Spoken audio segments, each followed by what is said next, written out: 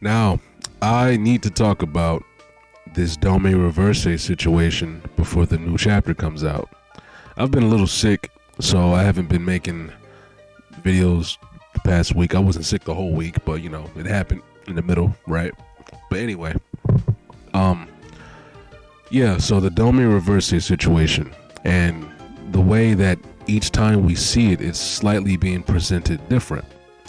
So now I'm here to talk about it because there are probably some rules that we haven't verbally learned about because the characters haven't said them directly, but we've been shown multiple times by now how the Domi Reversei, or the power granted to people by Emu that makes them immortal, we've been shown how that works a couple of times. Now, first I want to talk about the Dory and Bragi situation, right?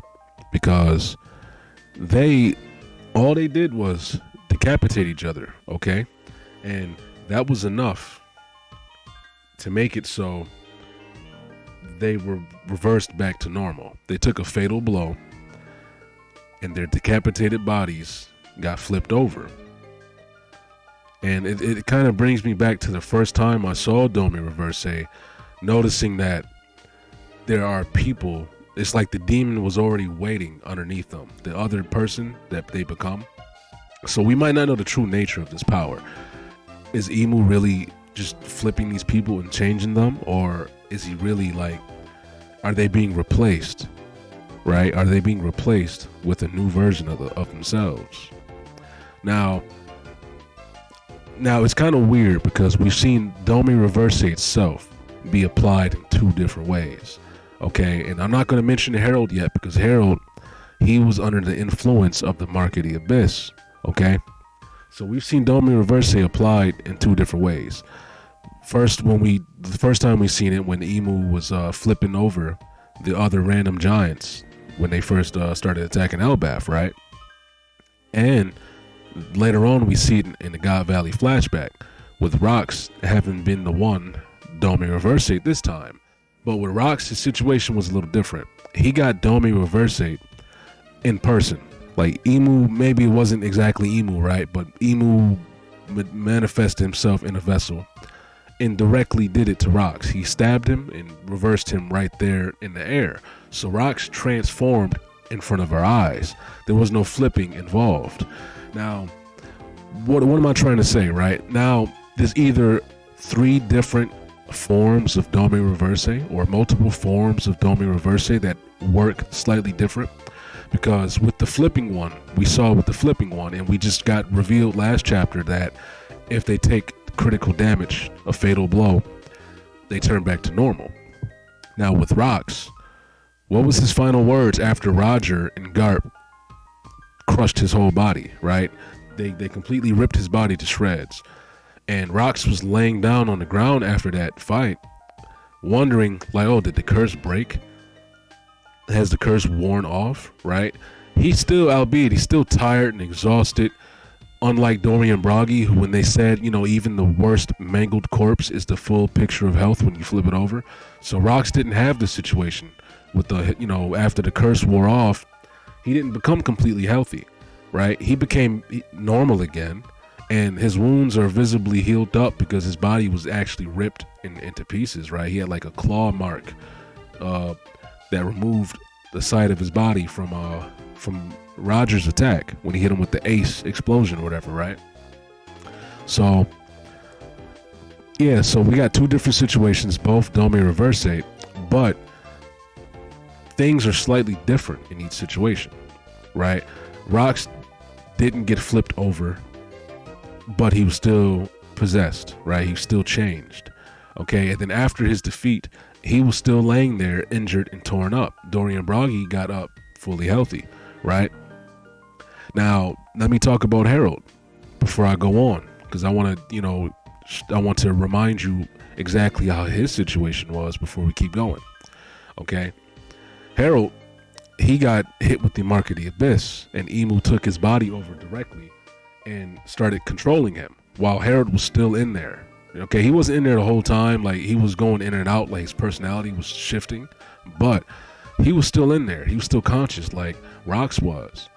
in the back seat of his own mind, watching himself do these things that he didn't want to do, right? They still retain their personalities. They remember everything, like Dorian Broggy did when they started acting different. They remembered all, right? So Harold, who was not exactly Domi Reversei, shares the same traits as the Domi Reversei person. I think the main difference between having the Mark of the Abyss and the Domi Reversei, from what we've seen, is the Domi Reversei people are not being directly controlled by Imu in the sense that, in the same way that Gonko and Harold is, right? Harold and Gonko were blades. They were devoted blades of God. They earned that title through the Mark of the Abyss and whatnot. And Imu was able to control them directly, like see things through their eyes and speak through them like he's doing with Gonko currently. Rox didn't have the same treatment because Imu would have been able to realize that Rox didn't kill his family and so on and so forth. Imu let Rox loose on the island with his shifted, altered personality and just he gave him orders and told him to do the last orders he told him to do, and whatever happened, happened. Imu wasn't spectating that whole thing. Could he have? Possibly.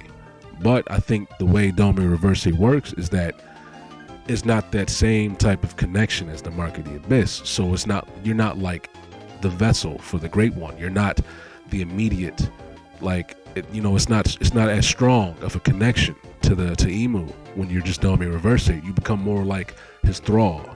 When the other one, you actually are something greater than a thrall. You are his hand. He can substitute you for him, right? He can take your place and act out his own will through you instead of just giving you the orders and letting you do it and then, hearing the results later, right? So with the Mark of the Abyss, it worked like that. So now that I've mentioned all three, I could talk about the differences, right? But there's also grave similarities, right? For example, when Rox was getting attacked by Garp and Roger, they said we need to hit him with a critical mass, all right? A critical mass of Haki. Now, the word mass threw people off, but all you need to know is that he was talking about we need to hit him with enough Haki to kill him. That's the only way this is going to work. And they hit him with so much Haki that it drained themselves out of stamina and energy, right? So Harold got done the same way. He got hit with a critical mass of Haki by Loki, his son. His body was shattered into pieces, but he didn't get flipped over or he didn't regenerate after. He died on the spot. So we've seen this kind of work in multiple different ways. Dorian Broggy got flipped over, turned back to normal. Rox got turned back to normal, no flipping, just turned back to normal. He's still injured, right? But he was normal. And Harold just completely got decimated, right? So it becomes like a problem with a lot of people because this power already had problems, right? The fact that this is such it's a brand new power, right? But it's being written in such a way, well, I've said this before in other manga, where if you're not careful with how you write certain abilities and they're so overpowered and there's not any way to check it, then it can start to feel a little contrived or it just feels too loose, right? It feels like the writer is kind of just changing on a whim how these things will work, or making a character able to deal with this situation, and the character doesn't feel like the character actually earned that ability to deal with it, right? They didn't really learn anything to help them counteract this situation, right? So what am I saying? I'm saying, like, for example, the whole, if you get caught in between two Domi Reversei people, you get Reversei too. That situation was always kind of vague and bullshit because honestly, it's up to Oda when somebody gets caught in between two people. And yeah, I know you can say that with a lot of stuff because he's the writer, right? But it's a difference when something feels natural versus the writer is just making this happen. So you have a situation where Zoro goes in to attack these giants, and realistically, there's not really any way he can get surrounded by all these giants, especially after we see him kind of surrounded by them all, but he's still not getting Domi Reversei because he's jumping in the air or whatever, right? It goes back to when people thought his plan was going to be something good. No, he said, I'm just going to cut them, right? it kind of took the stakes out of the situation too. People not wanting to attack the people that they care about, that's out the window now. It doesn't matter, okay? You can do whatever you want now. So we have two situations where, one, this power was super cool and it seemed like such a threat, but now it's slowly starting to seem like it was never that big of a deal, especially in the grand scope of the world that we're put in. Like, how are these holy knights being this feared, and how are they this high up in the totem pole of the world government, and they can be relatively easy to defeat at the same time, right? Like Dorian Broggy, I don't think they even used hockey in their attack. Like what Roger and Gabon was telling the other people about how to deal with these immortal people, right? Dorian Broggy, it looks like they just hit each other as hard as they could and with a fatal blow. So now, is it a fatal blow, or is it a fatal blow delivered with hockey that can break the curse or injure these immortal people to the point of death, right? Because Roger and what's his name, Luffy's grandfather, Garp, that's crazy, I forgot his name for a second. So Roger and Garp used immense hockey. Dorian Broggy seemed to just use muscles, right? Who else are we going to see in this next chapter? Are we going to see Sanji kick Killingham's head off, even though he doesn't have Supreme King hockey, right? So where does this line stop? Where does the power being able to be countered and being able to not be countered stop, right? It seems like it's on a whim, slightly at this point. It's kind of on a whim. Now, I don't know. I feel like I just had to talk about this, right? Because we've seen three different situations. One of them is not even Domi Reversei, but the way you deal with them is the same, hitting them with an extreme amount of hockey and a fatal blow. But Dorian Broggy, I did not see any hockey in that attack. Okay? Now, maybe I'm wrong. Let me go back. No, there is no hockey in this attack, right? So they just cut each other's heads off fatally. And that's not a problem, but it's inconsistent now, right? And I know it feels like I'm ranting at this video, but I had to get my thoughts out there, because when we see, like, if we see another Straw Hat Domi Reversei, it's not going to be that much of a threat. It's not going to feel like that much of a threat. We know that Zoro can just chop them up and they're going to turn back to normal, right? Even though that's not what happened to Rocks, but it's what happened with Dorian Broggy, right? So there's something going on here. Maybe we're jumping the gun. Maybe Oda has a way to explain all of this with the things that we've already been seeing and is consistent. Or maybe he is just slightly moving his own goalpost for how this power is to be dealt with, right?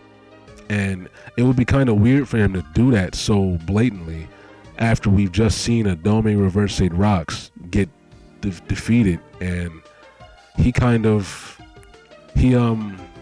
didn't regenerate completely. I mean, yeah, maybe he regenerated the holes in his body, but he was still tired and exhausted. Dorian Broggy got right up like they didn't have their heads cut off, right? And they were ready to fight and chop some more heads. So it is a little weird. I'm gonna see what happens next chapter, because I feel like this is not going to be the end of this, right? We're going to see more of them. Like what about Gunko, right? She's strong, but what if Luffy just one punches her and then breaks the curse off of her? But then again, you know, they're holy knights, so they can't have the curse broken off of them. And that kind of makes me think of my other question. Killingham and the others, have their personalities been warped, like how we seen happen with Harold and the Domi Reversei people? Were they always like this, right? I've said that before too. But I don't know. Let me know what y'all think. I think we've seen Domi Reversei presented in three different ways, or two different ways. I can't speak about the Mark of the Abyss like it's Domi Reversei, even though it's similar, right? Because it's not that. But we've seen two Domi Reversei situations play out entirely different. with the flipping thing not happening with one of them. It was more of a direct reversei. And then after they die, no flipping was involved with Rocks. But Dorian Bragi got flipped. So it's a weird situation right now. Maybe Oda forgot. Maybe since Rocks didn't get literally flipped, it's still the same thing, but he didn't get flipped, so there was no need for him to flip back, right? I don't know. It's kind of weird. Oda will give us the answer, I'm pretty sure. But then again, this is one of the things that he could just gloss over and completely act like, hey, it's cool. How it works is what you see, all right? You don't need an explanation. If Domi Reversei acts like this next time, that's just how it works, right? If it's something completely different, well, who knows, right? But I think I'm done here. I ran out of things to say. I hope this video wasn't too much of a rant. And as soon as I'm not sick anymore, I'll be making a new video, okay? Right.